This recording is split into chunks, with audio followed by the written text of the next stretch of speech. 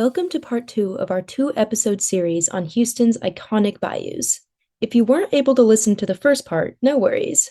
However, if you'd like to learn more about the waterways that make Houston the Bayou City, you can catch up on Gulf Streams anytime through our podcast, available on all major podcast platforms. In part one, we discussed how the bayous have shaped the city's ecology, as well as some of the conservation efforts surrounding them. Today, we will be expanding the conversation with photographer Geoff Winningham, whose book of pictures, A Long Forgotten River, captures the often overlooked beauty and significance of Houston's bayous.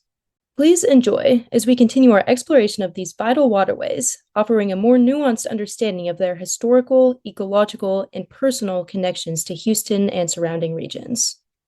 I'm Sophia, a student researcher for Rice's Center for Environmental Studies, and you're listening to Gulf Streams on KPFT Houston 90.1 FM, Galveston 89.5 FM, and Huntsville 89.7 FM, where we talk with leading experts and community leaders to better understand the environmental problems and potential solutions facing our community.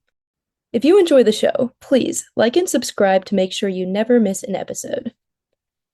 Geoff Winningham is an American photographer, journalist, and filmmaker renowned for his work documenting Texas and Mexican culture. He has taught photography at Rice University since 1969 and has received multiple distinctions in his career, including 2 Guggenheim Fellowships. From his impressive list of publications, A Long Forgotten River, published in 2003, features nearly 100 black and white photographs by Winningham of Buffalo Bayou, the Houston Ship Channel, and surrounding landscapes, complemented by historical accounts of encounters with these waterways. Today, Geoff Winningham has come on to discuss A Long Forgotten River and the significance of the bayous revealed through photography with Dr. Twardowski and I.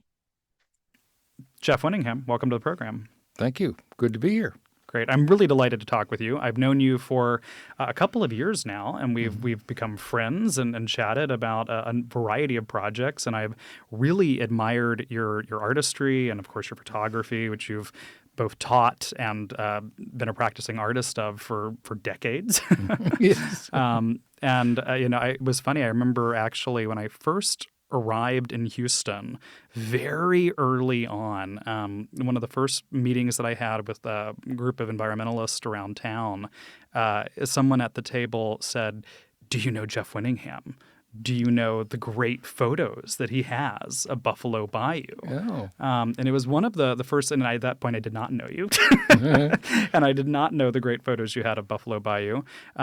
And it has stuck in my mind because I think probably about 6 months into knowing you, it suddenly kind of clicked in the back of my head, this old memory. And I was like, oh my God, I now know Geoff Winningham. You were looking at me as a student in your class and realizing that? Is that what it was? I think it was like probably 6 weeks in there or something. I was like, oh my God, this is unlocking something.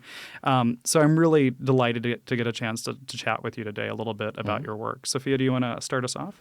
Yeah, of course. So just to echo the sentiments of Dr. Twardowski, thank you so much for coming on today. Super excited to talk to you and ask you some questions.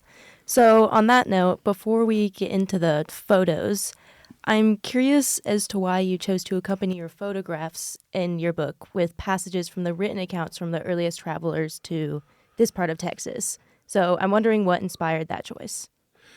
Well, ever since I began photographing seriously, just out of grad school in 1968, ever since I found subjects that fascinated me, they tend to be subjects with a history, okay, that I delve into something because, I guess, first of all, because, I think I can make good pictures of that, that I'm excited to photograph it.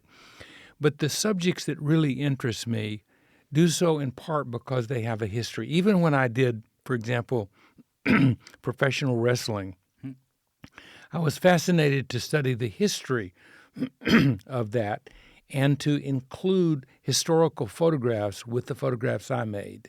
I've done that with, I think, every project I've done. With Buffalo Bayou, the history of the bayou connects with the city in so many ways and is so crucial to the history. I picked it in part because it's there. It looked like something that I could photograph and explore, and it had a history. and so I could include that with what I did. The way I included the history, obviously I can't go back and make photographs in history, and there are very few historical photographs of the bayou, a few, but not a lot. So finding these sources, reading these sources, and putting them with the photographs was a kind of resonance that I've used all along. I love putting words with pictures. That's really what I do more than anything else. I photograph, but I'm always thinking about, okay, how am I going to make these photographs into a book? What's going to be the story? And how am I going to add text? Because for me, the sum is greater than the parts when you put the two together. So those were my words. Those were my stories that I found historically to put with my present-day pictures. I love that you're talking about that storytelling, because I think that's absolutely so clear across your work, but also a really kind of fascinating question to start with of how do we tell the story of a bayou? How do we tell the story of a place? Yes. And I'm curious because there's certainly, I think most of us would jump to just that history. What's the history of it? But there's also, and in so much of what you do, it's the people you find, it's the things that you connect with, Yes. the particular moments or images. And so I'd love to hear a little bit about how you even start thinking about what it means to tell the story of a place in particular. Well, let me mention a couple of things that happened as I first got interested in the bayou and how that led to my photography over several years. I had lived in Houston for almost 20 years. I was away 2 years at grad school, but I came to Houston in 1961 as a student. It wasn't until 1980, having lived here most of those almost 20 years, it wasn't until 1980 that I even noticed the bayou, okay? This is such a Houston thing, right? I know. For Bayou City, I mean, it's so easy to live here, and in the last few years, that's changed a lot as there's been a lot of really intensive efforts to greenify bayous and to make them resources. But I mean, I think for so many people, it is so easy to have spent. I know so many people who grew up in the 90s who were like, I never thought about bayous in Houston. Well, it's not like we have Niagara Falls here or something like that. We don't have any cascading waterfalls. We don't even have any shooting rapids most of the time. You don't think the slow-moving river that people always describe a bayou as meaning is immediately what draws us in? It doesn't immediately.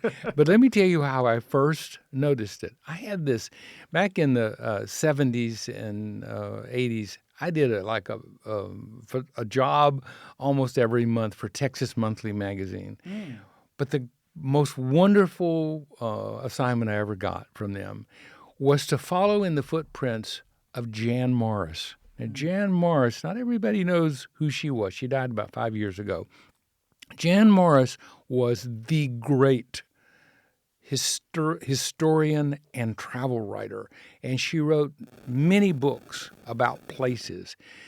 Texas Monthly hired her to come to Texas in 1980-81 and to do 3 stories about cities in the state, one about Houston, one about Dallas, one about San Antonio. The first one was Houston. She came and she she came and she wrote, and then I got to illustrate her writings in the magazine.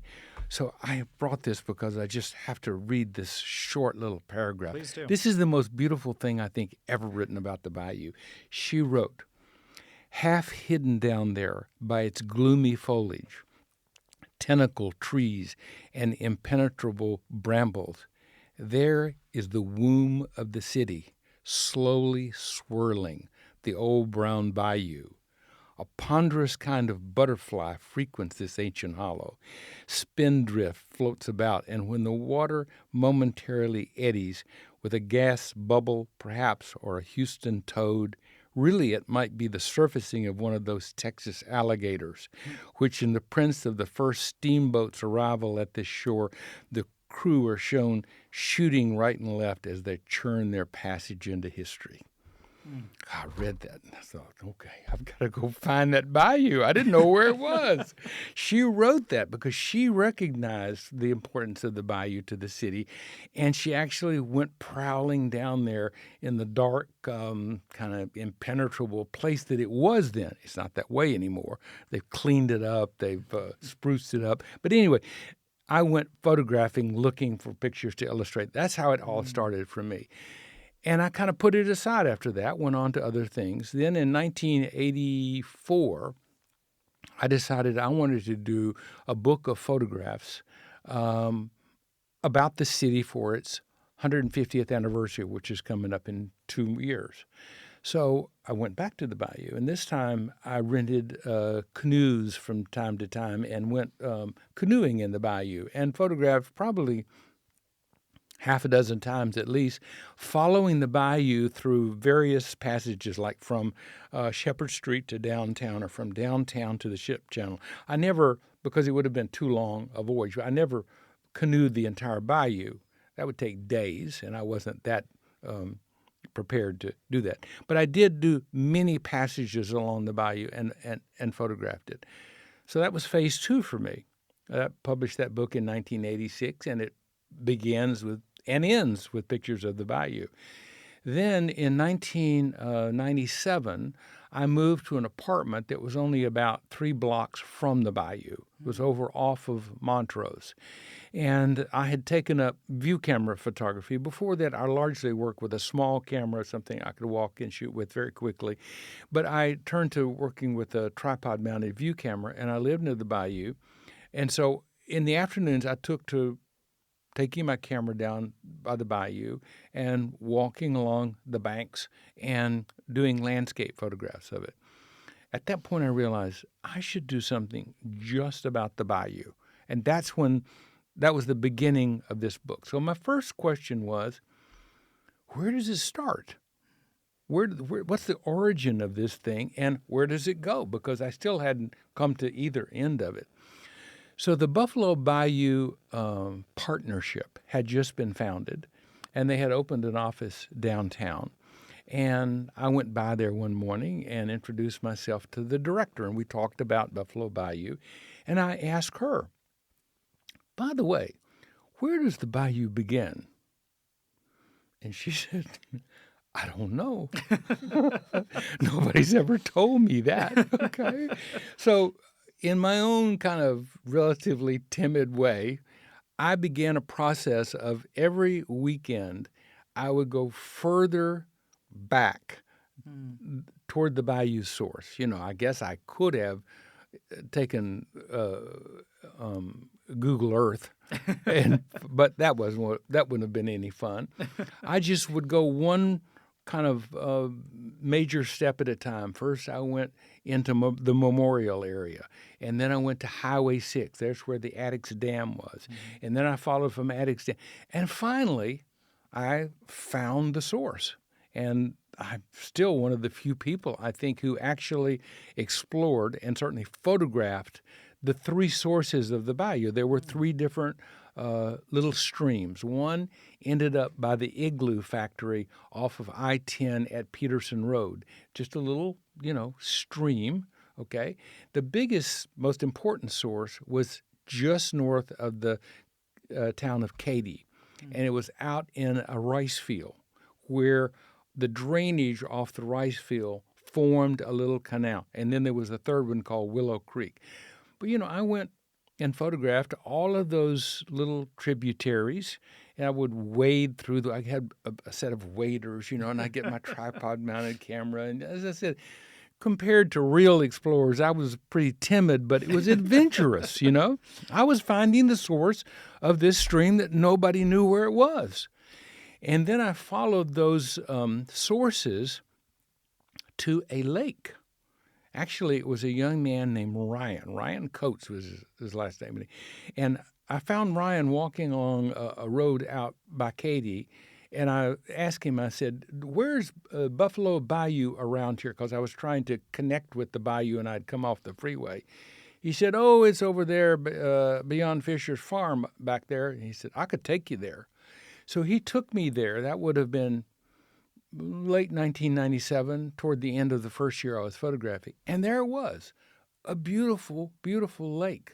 Okay, and those three sources that I mentioned fed into the lake, and then the lake actually had a little waterfall that rolled over into what was the bayou, the one stream that became Buffalo Bayou. Wow. So, I actually have photographs of the little waterfall that was there, lots of photographs of the lake, which I named. I named it Ryan's Pond for Ryan, who took me there. That's gone now. There's a housing development, not a trace of the lake left, okay? And, of course, the waterfall is gone. It's all, as is inevitable, changing and disappearing. But I got to it before it was completely interrupted. It was one continuous or three streams becoming one and then following all the way to the ship channel. And I finally, when I did the book is about Buffalo Bayou and the Houston Ship Channel, because the Ship Channel is a kind of a commercial continuation of the bayou across Galveston Bay into the Gulf of Mexico. So, I followed across the bay both by air and by ship and photographed the whole stretch of it, 122 miles more or less.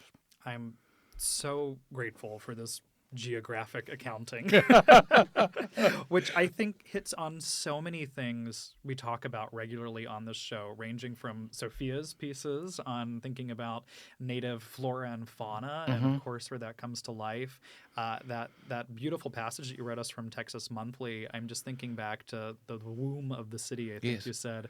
And I mean, certainly from the kind of ecological perspective, that makes total sense.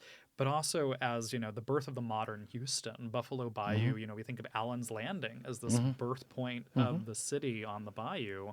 I mean, that's such a fascinating description of, I would never have phrased it that way, but it's exactly right. It is very much where Houston, it's the wellspring for us all.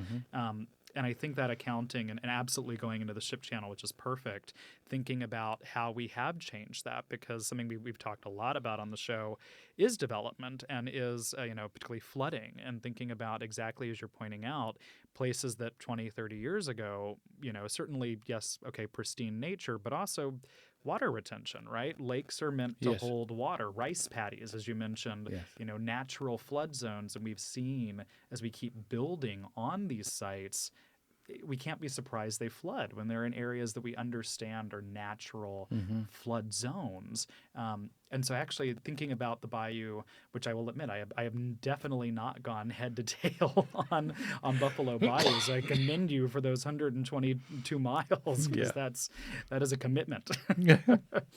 Well, it's a commitment. At the time, it was much more of a adventure.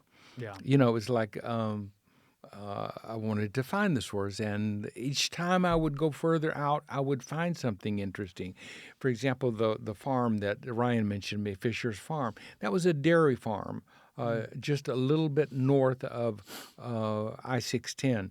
It was an operating farm, and I have a few photographs of it in the book. It was beautiful, these vast pastures. It was each step of the way I would find something of interest. And that's what I do as a photographer. That's the great pleasure of it. It's the exploration. It's the discovery, I don't look inside my psyche for photographs. I look at the world out there. Yeah. I want to go back to the introduction of A Long Forgotten River, where you note that many of the early settlers were in awe of the bayous, which evidently you've been able to recapture a lot of that awe in your own exploration of Buffalo Bayou, which is great. But you then write that today many Houstonians don't take more than a passing glance at these integral waterways, which we've already discussed. And I'm wondering, why do you feel like that sense of fascination about the bayous felt by early settlers has, in a sense, dampened over time? Good question. Well, first of all, I think the bayou, certain parts of it are not as they're not as beautiful, and not as commanding of our attention as they once were. I mean, when you read those early descriptions of the steamboats coming up Buffalo Bayou from Galveston Bay, I mean, there were these, enormous, magnificent magnolia trees hanging over the bayou. They had to often get out and kind of clear the limbs and trees to get their steamships up there. It must have been very, very beautiful in a very pristine and raw kind of way. I want to pause you just Yes. for 1 second there, just to comment on. I think that's something that we often lose, that in our kind of daily appreciation of. You mentioned like magnolia trees, right? And I remember a friend talking to me and talking about when you do find a magnolia in nature, right? These can be 80 to 100 feet. Yeah. Like we don't usually even see that high on the kind of like how big it gets, but like they can get just massive. Yes. And that idea that, I think most of us think of magnolias and we think of what's in our kind of suburban neighborhoods. And it's like, maybe they max out at like 30 feet and you're like, wow, that's a big magnolia. But I mean, the idea that the kind of average size is about double that, if we can think of that in a bayou that's been untouched, I mean, that's just such a different scale of imagination required to kind of rekindle some of what you're describing. Yeah. Well, the other thing that would get your attention is that there were dangers. There are accounts. I have one account in the book of, forgotten the exact year, but there was, there were huge alligators in the bayou in areas that people passed through. There's an account of, a man who was taken by a 12, 14-foot alligator as he tried to swim across the bayou. So, it was also not just beautiful, but dangerous. And there were real risks that you had to pay attention to as you lived along the bayou. It was a different world. Well, and some of what you're describing as well is that as we've remade these bayous, and I mean, Buffalo Bayou certainly, especially if you think of the ship channel, right? Like we don't even think of that as connected to Buffalo Bayou. And these waterways were central. They were why Houston existed. The waterways made the trade possible, and then the trading post that was Houston, these were how we moved goods along the way. And so that danger you're describing comes with rewards, right? That's right. Like, Yes. it's we get to take things down along the ship channel here and ship it out. And as we've industrialized, as we've changed that, the ship channel feels divided. I don't know anyone who thinks of the ship channel as part of or connected to the bayous in a kind of popular imagination, which really gives us, one end of that. And on the other, to the point about we were kind of talking about earlier with like folks who grew up here who didn't know the bayous, didn't think about them, we concretized so many of them, right? So many of them we just went through and, you see these giant concrete ditches. That's not a part of nature. That's not something that we imagine as, what nature looks like. And there have been real efforts, especially since your book came out over the last decade or so, to undo a lot of that work and to try to turn to more natural flood retention methods. Has that actually happened? Have they actually unchannelized, as they put some of the bayou? Good chunks of like Braze Bayou have Oh, been really? worked on, yeah. So there've been parts, not all of it, of course, and like we could get into a really interesting kind of engineering conversation comparing channelization projects across the country, because we can take for LA, for instance, has been doing work on unchannelizing for decades now. LA is very steep. LA has hills for those who are, unfamiliar with the geography there. And when it rains out there, the water moves fast and it moves hard. And so the unchannelization of that is really difficult. Houston, on the other hand, has been able to do a lot of work in that space, essentially because our bayous, as we said, they're slow moving rivers, right? We're very flat here, so they will flood, of course, but it's not going to be this like rapid stream that suddenly forms. They're going to overflow the banks and move out. And so actually, rather than trying to move that water quickly, because it's just not going to move that fast, it often makes more sense to try to keep it situated in places where you have really good green infrastructure, plants, trees that can hold on, soak up that water. And so there's been a pretty pointed shift by Houston Flood Management and Flood Control in rethinking what bayous look like. And that's also come from local organizations pushing. We've seen the just tremendous growth of Buffalo Bayou Partnership, which you mentioned, which I'd love to hear about some of your work with them. but also other organizations around town. We see smaller preserves that have popped up. The Willow Bend, Willow Creek area that's kind of formed out next to Meyerland, and that area has really done remarkable work in building out natural resources alongside flood retention, and thinking about how those two things go hand in hand, how we can mitigate flooding and provide nature and resource for local communities. And that shift, I think, has been really important to the kind of bayou imaginary in town. There was a point, I believe it would have been right around 1960 or 61, where the Corps of Army Engineers had been funded to channelize all of Buffalo Bayou at least from Shepherd Street toward downtown, which is now probably the most beautiful stretch. That had been approved. And there was a local group. It was headed by a woman named Terry Hershey. And she was joined by George Mitchell, the really important developer who developed all sorts of things, including the woodlands. They both lived on Buffalo Bayou out in the Memorial area, and they got all upset about the fact that they were going to channelize the bayou. And they went to George Bush Sr., who I believe was a senator at that point, and they actually got the funding eliminated. They got the decision reversed. So the reason Buffalo Bayou is not channelized along that section now was entirely due to their efforts at that point. And there are organizations like Save Buffalo Bayou who I think believe it's still a threat. It's always a threat. Apparently there is a prevailing view, or has been, I don't know that it's still there, among the Corps of Army Engineers, that channelizing improves flooding issues.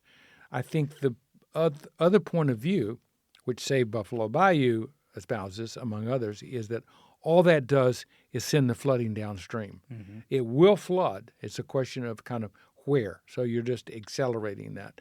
And their advice, the wisdom I think they finally put forth is, you really shouldn't expect to live on the banks of a stream like that without having flooding now and then. Yeah.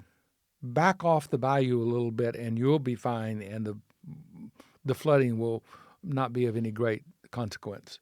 Absolutely. And we saw that certainly most prominently in Harvey, but even before that, multiple flooding events that have confirmed that.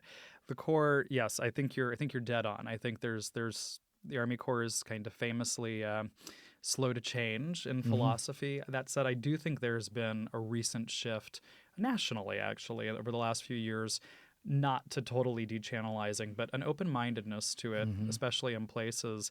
At the same time, we think of Buffalo Bayou. You mentioned 120 miles. How much of that do we actually see as park space, as kind of natural bayou space? It's still a vast minority of it that's getting to function and behave more or less as a bayou normally would want to. So I think that's a really important thing to think about. Can you walk us through a little bit? I'm curious if there are particular images or photographs that you'd like to highlight for us, and things that stand out to you in both the book and your work, but walking us through a little bit some of these beautiful images you've captured and telling us a little bit about your experience of that bayou and photographing it. I don't know how we will describe the photographs over the microphone, but I know it's not a visual media radio, but as we were talking, I was thinking of a couple of passages that I really love from this. One of them has to do, I think I can find it here very shortly. They were talking about the beauty of the prairie.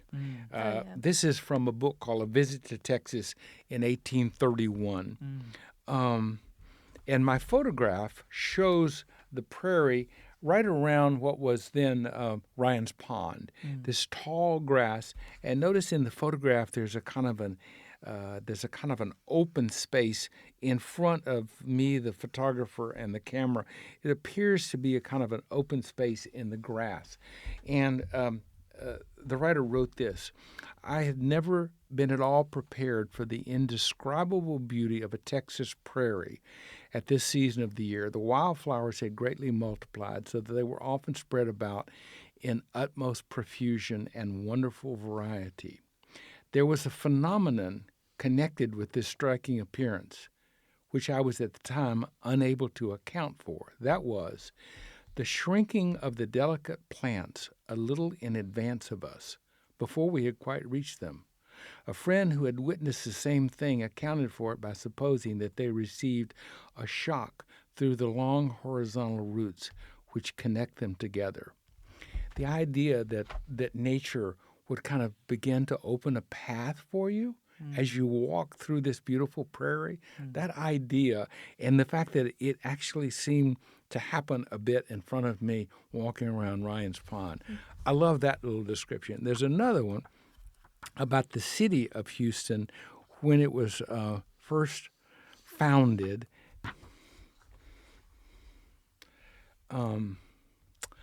This is from the Reminiscences of Mrs. DeLue Harris. I'm not sure what the year was, 1836.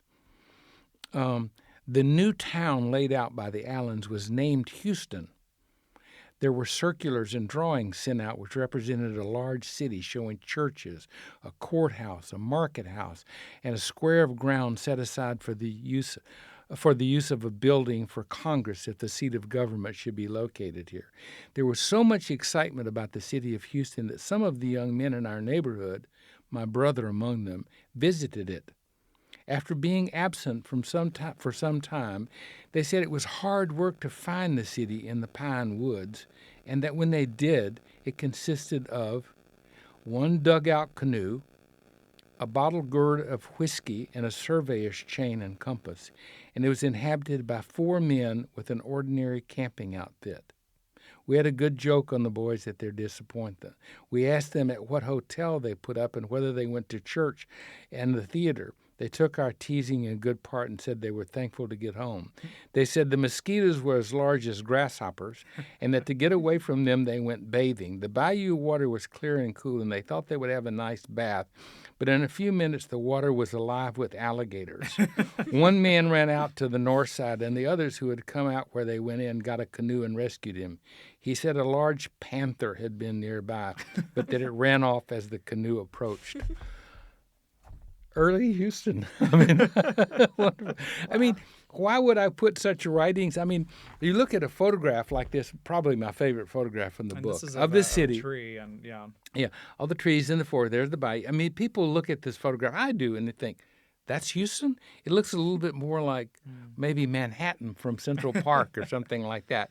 But the idea that this place we now have, with all our skyscrapers and the urban atmosphere and environment, that this was a place once with nothing but a panther and some alligators and big mosquitoes.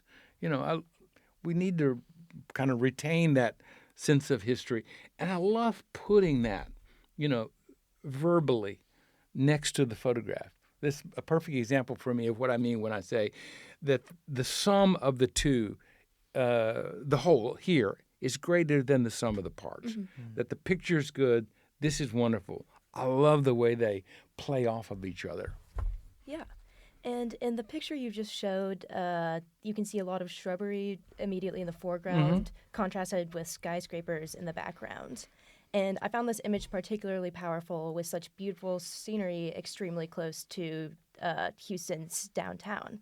So I'm curious about what the particular message that you're trying to evoke with this picture is, along with other similar pictures throughout the book, where themes of nature as well as urban landscapes coexist. I don't tend to have messages. Okay. I think I just want you to look at it, okay, and kind of be surprised by it. I'm more about visual surprises than I'm about messages. I'd like to think you would look at this and say, "Whoa, that's Houston? I never saw that before." Okay, and then if you look at it in detail, I like to kind of play find Waldo with my photographs. I like to think that in the pictures there are hidden away little... And look, there's something hanging from this tree, okay? And if you look closely, you might be able to correctly identify it as a jacket. Mm-hmm. It's like in high water, maybe a few days or a few weeks before. This jacket came downstream with a lot of other stuff, okay, and hung on the tree, and it's still hanging here. But it's hanging almost like somebody came home and hung it on a coat rack by the door. So there's that little detail there. Message. I think the message, if there is there is a message. The message is, look at how fascinating all this stuff is, and look at how it's changed when you read the text next to it. And it continues to change. One of the kind of sad things for me about changing Buffalo Bayou is that all these trees are gone, and they didn't fall in the water. When they made Buffalo Bayou Park, they rooted them up and took them out. It's cleaner. It's tidier down there now. If you walk along this path, they've paved the path. It used to be a dirt path. Now it's paved. And the trees are gone, so you get a clearer view, I guess, of the city. But there is a kind of tendency to wipe away vegetation because it gets messy. And more of that has happened than I would approve of. So these trees are all gone.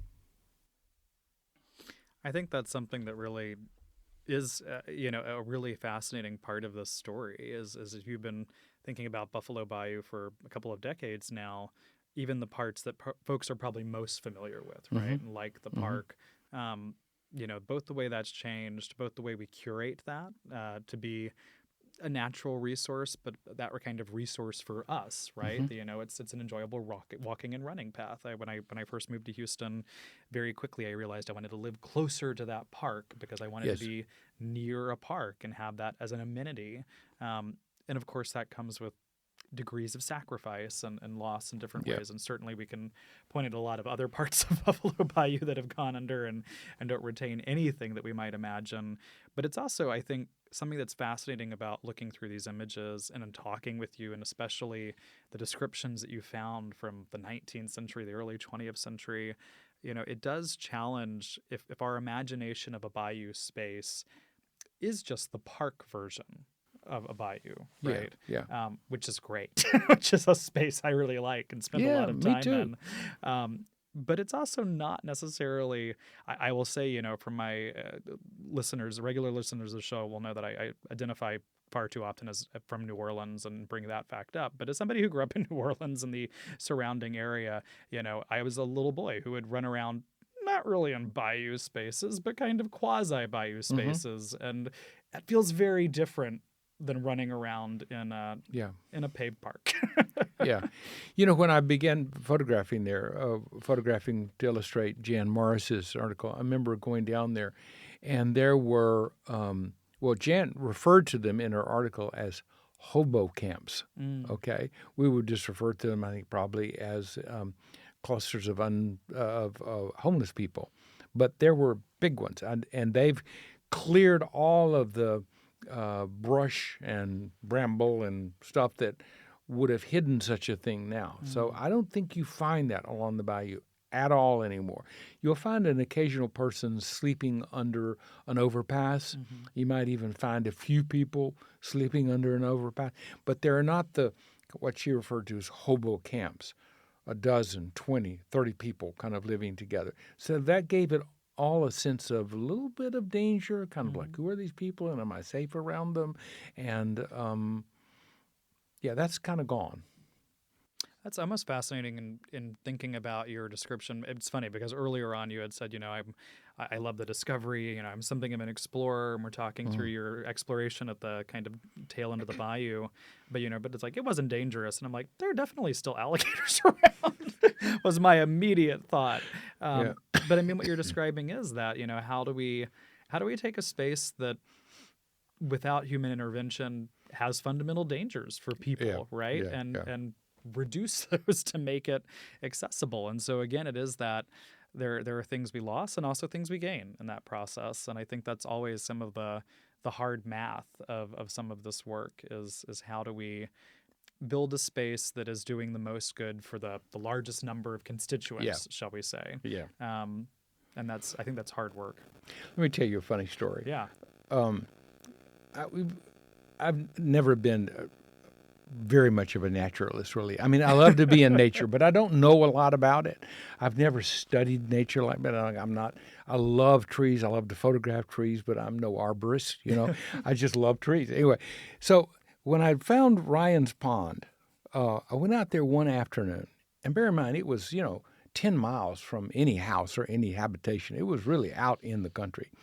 One afternoon, I went out there, and there were a whole lot of feral pigs in the lake, just basically, I think, cooling off. It was summer, and their noses and their faces were above the water, but they were under the water. And I thought, wow, pigs. Yes, I thought, I've got to get some photographs of this, okay? So Ryan, the kid who brought me, had told me, they come in the afternoon, and they just get in the water to cool off. So I thought, I'll come out there about noon, get set up someplace that I can photograph, and they won't ever even see me. So I went out one day, midday, with my big tripod-mounted view camera, got myself into some brush and behind a big tree. It was all set up, and I thought, I'm going to get the pigs when they come. But they didn't come. Instead, I started hearing this very frightening sound from behind me and in front of me across the lake. There was this. I thought, oh my God, they're gathering. They know I'm here. And the sound got louder and louder. It was on both sides. And I thought, they're going to stampede me. I'm thinking of, wild pigs that eat people and whatever. And here I am out. Nobody knows where I am. I got to get the hell out of here. Okay. And so I folded up my tripod and figured, okay, that's the shortest way back to the car. And I started running back to the car. And as I did, I passed right on the banks of the pond, and there was a bullfrog sitting there. And it was going. Okay, what I was hearing was not wild pigs, but bullfrogs. Okay. That's awesome. I was fleeing out of fear. I thought, I think it had to do something with seeing one of those Hannibal Lecter movies where he turned the wild pigs loose on them. I thought they're going to eat me alive out here. So there were dangers, real and imagined, all along the bayou. The real dangers about that pond were the water moccasins. Yeah. Yeah. And they were everywhere. You really had to watch where you stepped out there. I think just about any true Southerner will tell you exactly that. Yeah. It's like, give me an alligator over a moccasin any day. Right. And then I went home that night and read, first time I saw all the water moccasins out there. And I read, what do you do if you're bit by a poisonous snake like a water moccasin? Well, the advice is kind of a conundrum. They tell you to be still, okay? Don't, move around, because that just makes your blood.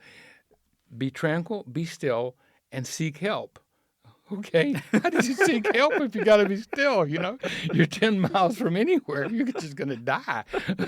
And this is, kind of still back in the days before cell phones were all over the place. Oh, yeah. No, this was before cell phone. I didn't have a cell phone then. That would have been, would I have had a cell phone in 1998 or 99? That would have been a very pricey cell phone at that point. It wasn't the common thing. Yeah. So as part of my adventures and my exploration, I did have all sorts of imagined dangers as well as real ones, In addition to your scary run-in with the toad. Yes, right. Toads. It was plural. There must have been 1,000 of them. Even worse. Right, yes. But in your book, you have a lot of pictures of people along the bayou either looking at it, or you have one with a person in a sleeping bag under a tree.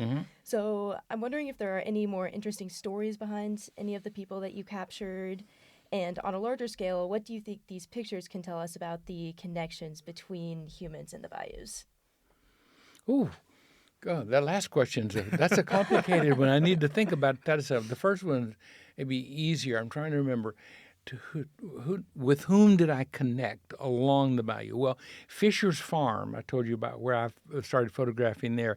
There was a rodeo cowboy there, a rodeo clown who lived there. And I became friends with him, photographed him rodeo clowning later. So I met him and talked to him, and he led me all around his beautiful farm at the time. Who else? There were a number of the homeless people that I would encounter over and over again. And we just, became kind of acquaintances, the people that lived along the bayou, apparently pretty comfortably. They would go under the overpasses when it rained, and they had good sleeping bags. I remember one time finding a man laying on a blanket under the overpass at Main Street, under the Main Street Bridge, and he was just laying there reading the newspaper. And I figured he probably just wanted to get out of the house. He did not look like he was in economic distress. He was nicely enough dressed. I didn't see a lot of people like that, but I think there were people that just came down there to be alone. To be as close as they could be to wilderness without going, hours from the city. The bayou still has in some places, that sense of escape, sense of kind of you're part of wild nature, you're close to wild nature. So they would not go to a park and lay down and read, but they would go next to the bayou under the bridge maybe and read. So there were people that I encountered and talked to from time to time, but I'm not remembering right now any people that became ongoing subjects for my photography or kind of friends. Just a lot of people that I would encounter over and over. Your more difficult question. What is there to learn about the relationship between people and the bayou? I guess the first thing that comes to mind is that it's still a wild thing, and there are dangers related to it. I mean, I went over. I was not a great canoeer. I learned to canoe in Buffalo Bayou, and I tumped over 3 different times, and obviously I didn't drown in any of those times, but I came pretty close to it at least once. Spoiler alert here, Geoff. Yeah. Okay. I would say that, I gained a respect for even that slow, turgid stream. After a rain, it could be pretty fierce. And still is. I mean, it's a great thing to see. This cover photograph, the one that we talk about, that's shortly after a rain. And the water's really rushing there. It was very beautiful to photograph, kind of rushing water. There was more than once I was in a canoe where I was really in water that I shouldn't have been in. So I learned a certain respect for the danger and the threats of water. In a broader sense, what I learned about the relationship between people and the bayou, I think we all like to be near water, or most of us do, whether it's the ocean or a grand river. If you lived by the Rio Grande or by the Mississippi River, or even Buffalo Bayou, being close to water, somehow there's something primal about it. I mean, we need that. It feels good. It feels somehow like we're closer to the natural world when there's a body of water. I think on that note, something that I take away from both the book and this conversation is just that interrelationship of human and water, and how much, Yes. just as much as you're right, there's that primal call to water, and that water shapes us. And I mean, I live that quite literally, geographically. It has determined how Houston is formed. We also shape it. I think so much of what we've talked about is also the ways we have changed and remade both physically and kind of imaginatively what the bayou is. And I think something that, especially because you did this work over several years and continue to come back to the bayou, it helps me think about is that the bayou remains this living, breathing, changing thing, right? It is something we can continue to reimagine our relationship to, reimagine how we want to live with the bayou and what that means and how we have access to it. And I actually find that incredibly hopeful for those of us here who who want less flooding, who want more access to nature, who want many of the things I think most of us agree would be great. And I think we've seen actually over the last several years in Houston develop. I find that really exciting as a place to go. I wish I had it here. I don't have Jan Morris's full essay from Texas Monthly, but her conclusion is as beautiful as this passage that I love so much about her discovering the bayou. And at the conclusion of her essay on what the title of it is, Houston, City of Destiny. And she talks about its early history, the founding, its rapid growth. And then at the end, she has this vision that even Houston, for whatever circumstances we can imagine, even our civilization will somehow end, and how will it look at the end? And she imagines Buffalo Bayou still kind of working its way through the ruins of our great metropolis at one point, that the bayou is kind of snaking its way slowly through the ruins of the buildings and the ruins of the freeways that cross it, and the vines are growing up on the buildings, but the bayou's still here. And the nature that it nurtures and surrounds it is still there growing, even though the civilization is gone. It's a beautiful image. And what a perfect place to end our conversation for the day. Geoff Winningham, thank you so much for joining us. I have loved getting to chat with you and discuss this work and learn more about it. The book is A Long Forgotten River. Thank you again. My pleasure. Yeah, thank you so much. Okay. This unfortunately concludes our talk with photographer Geoff Winningham about his fascinating work with the bayous. But I hope that you all get a chance to check out more of his work and maybe even explore the bayous yourself. Now, my fellow student researcher Naman is going to tell you about some ways to get involved in the Houston area this week. Hi everyone! If you're looking to connect with the community and enjoy the outdoors as the weather begins to warm, there are some exciting events coming up this week. First is the First Wednesday Market with Hope Farms on Wednesday, February 5th from 4 p.m. to 7 p.m., located at 10401 Scott Street in Houston. This family-friendly event features fresh produce, local vendors, and the chance to meet the farmers behind it all. There are also children's activities, gardening tips, and even free yoga. It's a wonderful way to support the local agriculture and enjoy an evening out. You can also attend the Houston Botanic Garden for a day of learning on Saturday, February 8th from 10 a.m. to 2 p.m. Join the garden's in-house experts on the horticulture team for an annual day of learning about plants in living conditions, conservation efforts, and more, with a focus on sharing news and tips relevant to home gardeners, plant enthusiasts, and nature lovers alike. This year's seminar highlights conservation, from the gardens and natural ecosystems on the 132-acre site all the way down to our own yards and patios. The non-member fee of $40 includes general admission to the garden, access to all the lectures and discussion, and food and beverages for the day, including coffee and lunch. Garden members receive a $10 discount. Parking is free during the daytime events as well. You can register on the Houston Botanic Garden website. So there are plenty of ways to get involved and enjoy the season. Stay tuned for more community events, and we'll see you out there. If you have questions or ideas for what you'd like to be featured on Gulf Streams, please leave a voicemail at 713-348-4081 or email us at westonT@rice.edu. A quick reminder that you can catch up on Gulf Streams anytime through our podcast, available on all major podcast platforms. If you enjoy the show, please like and subscribe to make sure that you never miss an episode. Gulf Streams is a co-production of KPFT Houston and Rice's Center for Environmental Studies, with support from the Andrew W. Mellon Foundation and the Rice Sustainability Institute's Eco Studio.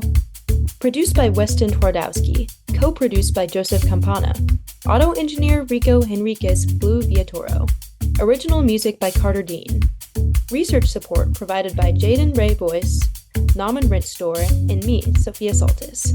Please stay tuned for the R&R Show with Ronnie Renfro and Tom Richards here on KPFT Houston 90.1 FM, Galveston 89.5 FM, and Huntsville 89.7 FM. Thanks for tuning in.